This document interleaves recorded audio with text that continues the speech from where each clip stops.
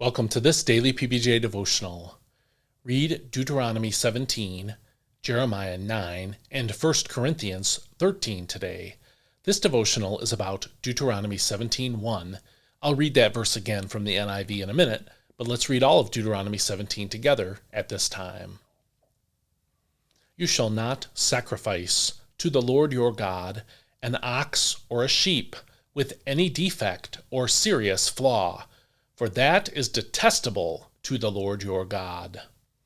If a man or woman among you in one of the towns that the Lord your God gives you is found doing evil in the sight of the Lord by transgressing his covenant, and going to worship other gods, bowing down to them, or to the sun or moon or any of the host of heaven, which I have forbidden, and if it is reported and you hear about it, you must investigate it thoroughly. If the report is true and such an abomination has happened in Israel, you must bring out to your gates the man or woman who has done this evil thing, and you must stone that person to death.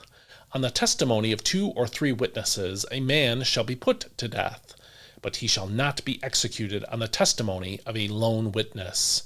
The hands of the witnesses shall be the first in putting him to death, and after that the hands of all the people.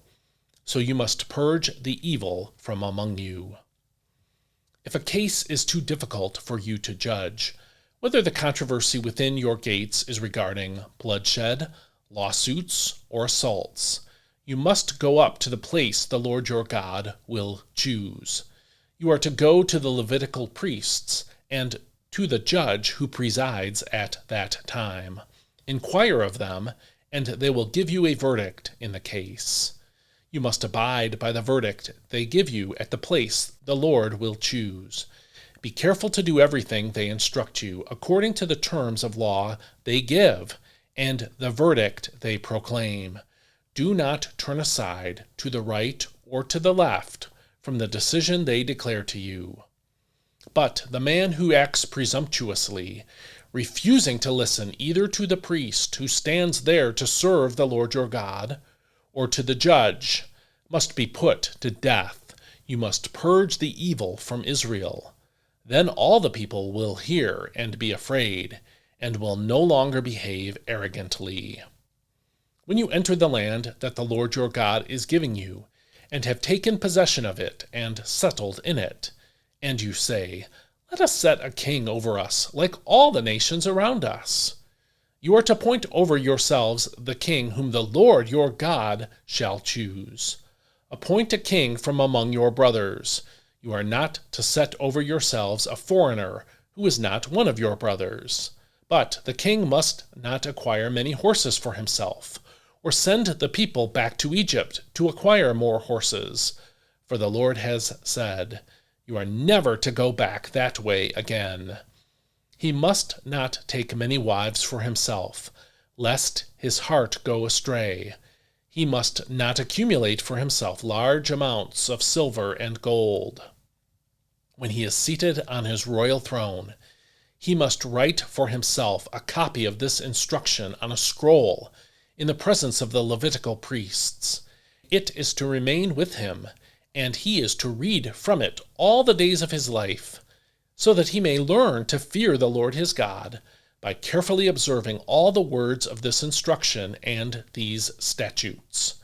Then his heart will not be exalted above his countrymen, and he will not turn aside from the commandment to the right or to the left, in order that he and his sons may reign many years over his kingdom in Israel.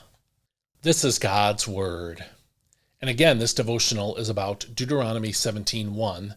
Let me read it again, this time from the NIV, which says, "Do not sacrifice to the Lord your God an ox or a sheep that has any defect or flaw in it, for that would be detestable to him."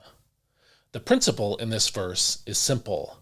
You don't bring damaged goods to the Lord. Give them to him and call that worship. It is offensive to God when people try to take out the trash and call it worship. The reason that this is detestable to God is that it shows a profound lack of love for the Lord.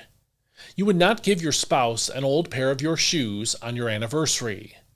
Likewise, if you love God, you will give God your best ox or sheep, not your worst. A damaged animal is worth less in the market, so it is easier and less costly to sacrifice that to the Lord than to give him the best animal in your flock. But doing that, giving God the worst, is not an act of worship. Since we don't bring animal sacrifices to God anymore in this age, we're in the clear on this, right? Not so fast. When you come to worship on Sunday, do you come rested and with your best attention? Or do you come late, frazzled from trying to get everyone there and distracted by 1,000 other things on your mind? When you go to serve God, say as a teacher or an Awana leader, are you well prepared? Or do you think, I can just throw something together or throw in a DVD and that'll be good enough? When you see someone in our church body who has a need, do you help generously or just enough to quiet your conscience? When you give to the Lord's work, do you give sacrificially and happily? Or do you give because you feel like you know it's the right thing to do, but you're not really happy to do it? If you spend more money on your cable TV and your internet service than you give to the Lord's work each month, a passage like today's should cause you to stop and think about what's important to you and where your priorities are. Does your giving show real love for God and real desire to advance his work?